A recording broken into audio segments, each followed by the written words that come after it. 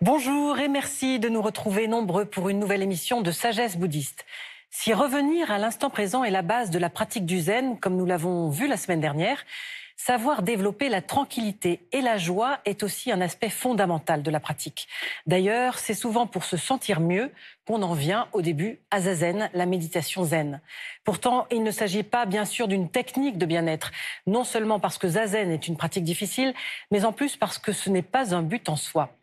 Ainsi, avec notre invité Pierre Docane-Crépon, nous allons voir pourquoi accéder à la tranquillité et à la joie est un préalable à la sagesse et comment on y accède en s'appuyant notamment sur les pratiques agréables du Sutra du Lotus. Pierre Docane-Crépon, bonjour. Bonjour. Alors, je rappelle que vous êtes moine zen, vous êtes enseignant dans l'école Soto. Et vous êtes le responsable du temple zen Kokkaiji qui est situé en Bretagne, à Vannes. Merci de répondre à nos questions aujourd'hui. Alors tout d'abord, comment est-ce que Dogen, le fondateur de l'école Zen Soto, aborde la question de la tranquillité et de la joie? Quel terme utilise-t-il? Alors en fait, dans un texte très connu des pratiquants du zen, qui est la Fuken Zazen Gi, enfin les règles de la pratique du zazen, il a une expression qui est connue par les pratiquants en général. Il dit le zazen n'est pas l'apprentissage de la méditation, mais il est la porte de la tranquillité et de la joie. Donc c'est vraiment une expression qui est connue de Dogen. Je ne sais pas s'il emploie si souvent que cela cette expression tranquillité et de joie ailleurs, mais en tout cas là il l'emploie. En japonais, ça se dit an raku, an pour tranquillité, et joie pour raku pour joie ou bonheur. Et en fait, ça recouvre une notion qui est commune à beaucoup de traditions bouddhiques, qui a été traduite à la fois en chinois et dans les langues occidentales par des termes différents, oui, qui tournent toujours autour de cette même notion. À l'origine, le terme c'est sukha en sanskrit, qui est une notion de bienheureux, de bonheur. Donc ça a été traduit par tranquillité et joie ou par bonheur paisible, ou vous voyez, un certain nombre de termes du même type. Sérénité par exemple aussi?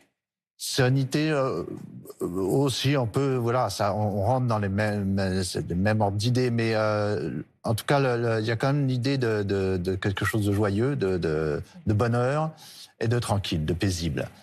Alors, dans d'autres écoles, par exemple l'école de la terre pure, la Sukhavati, la terre pure, où on va renaître, c'est une terre où justement où il y a la tranquillité et le bonheur. Hein, dans le Sutra du Lotus dont on va parler, il y a les pratiques de la tranquillité et du bonheur. Et Dogen, lui, reprend donc ce terme qui est connu en disant que c'est le zazen qui amène à la tranquillité et au bonheur. Donc voilà l'origine de ce terme employé par Dogen, qui est donc un terme pan-bouddhique, je dirais, enfin, qu'on retrouve d'une façon ou d'une autre dans différentes traditions. Oui. Alors, est-ce que justement la tranquillité et la joie se développent grâce à la pratique? Ou par la pratique, ou est-ce que c'est une pratique? Oui, absolument. Alors, d'une part, c'est ce que disent les maîtres anciens, d'autre part, c'est ce dont on fait l'expérience quand on pratique. Oui. Hein, c'est clair que quand on pratique le zazen, par exemple, mais bon, d'autres pratiques bouddhiques également, d'autres écoles, voilà, les notions de tranquillité. D'ailleurs, le terme être zen, qui est un peu galvaudé, mais vient a quand même une origine qui est celle-ci. Donc, ça conduit, mais ça ne veut pas dire que, comme vous l'avez dit dans l'introduction d'ailleurs, que c'est une pratique facile. Hein, le fait qu'on donne accès à la tranquillité et à la joie n'est pas quelque chose de facile. C'est là où il peut y avoir une mauvaise compréhension. Est-ce que c'est assimilable aussi à du bien-être, en fait, finalement?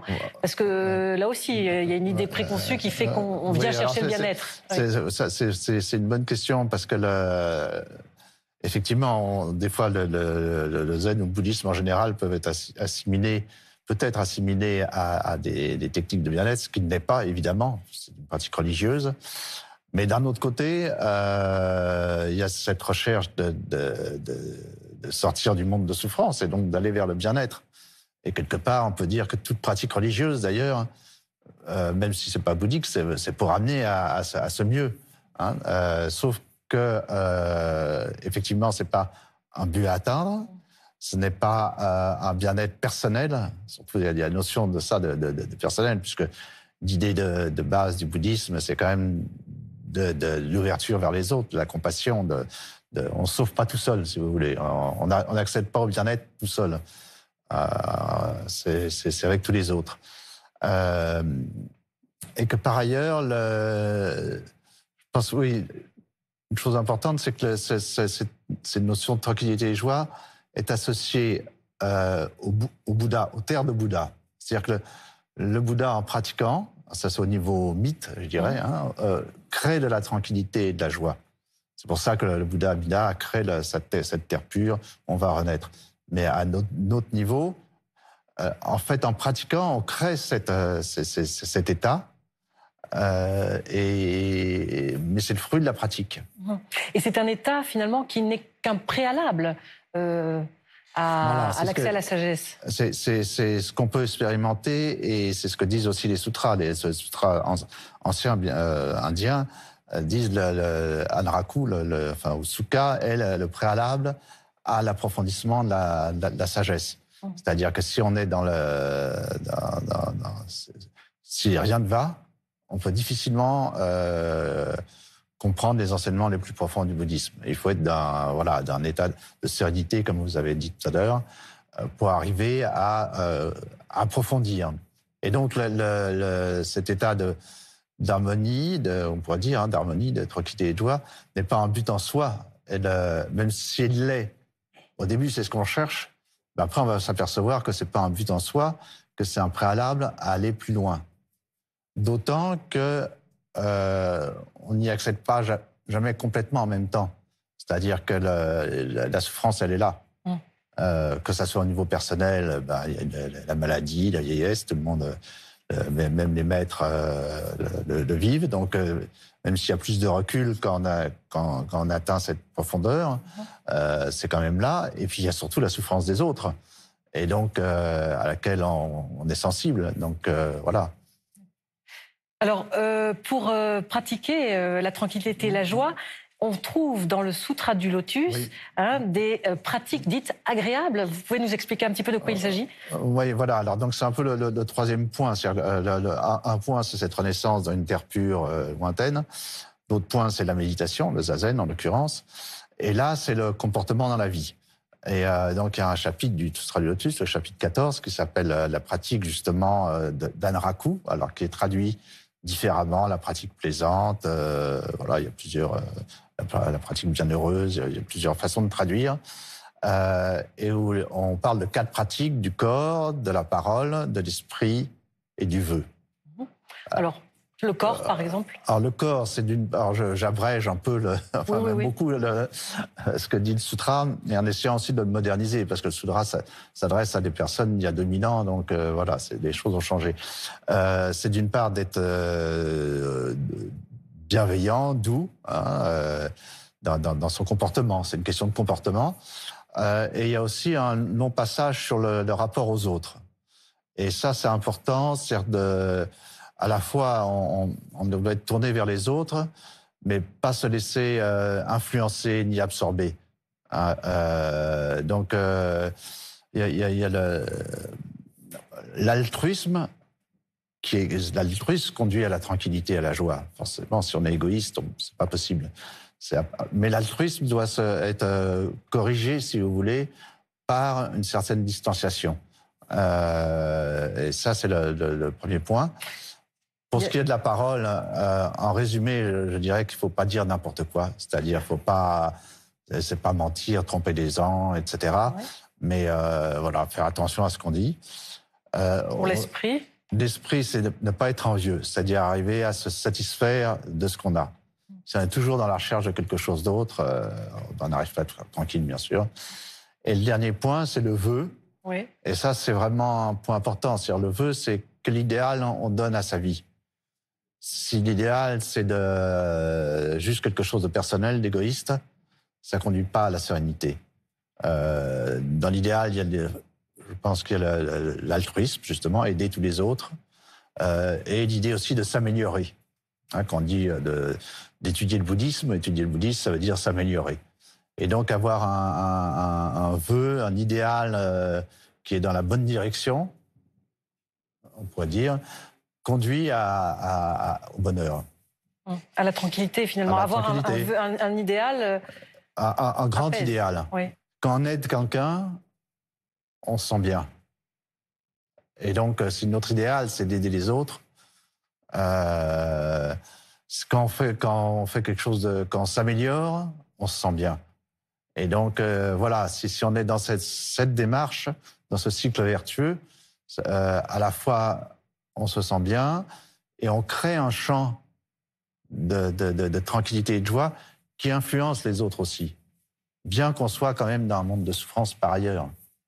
Alors, ces 4 pratiques amènent à la tranquillité et à la joie. Mais pourquoi est-ce que ce n'est pas donné d'avance, en fait, finalement? Pourquoi il faut développer, travailler sur ce que vous venez de décrire, sur le corps, les paroles, etc. C'est la condition humaine. Hein. On est dans un monde de souffrance et toutes les grandes pensées, toutes les religions ou les philosophies, c'est comment sortir de ça, enfin, comment s'améliorer. Et donc, ça se fait par l'effort. Hein. Il y a un effort pour monter d'un cran, je dirais. Et c'est pour ça que la conception d'un bien-être simple, c'est on cherche le bien-être à être allongé sur une plage sous les cocotiers. C'est pas l'idéal du bouddhisme. C'est un autre bien-être, c'est un autre niveau. Mais pourquoi c'est pas donné? Parce que ça, on ne peut pas répondre à cette question. Mais en tout cas, c'est difficile. En tout cas, c'est difficile. C'est ce que je voulais. C'est difficile. Mais le fait d'entrer dans cette difficulté, dans cette pratique, dès le départ, conduit à quelque chose de positif. Et alors, ce sera le mot de la fin, ou la question finale. Est-ce qu'on y parvient forcément, justement, à cet état de tranquillité, de joie, de sérénité quand on pratique? Si je vous dis oui, ce ne serait pas tout à fait exact. Si je vous dis non, c'est pas bon non plus. Hein, il y a les deux. Oui, on y arrive, mais on vit quand même dans ce monde de souffrance. Donc il y a les deux. Mais on crée peu à peu ce champ, c'est ça. On parle au niveau des Bouddhas, les champs de Bouddha.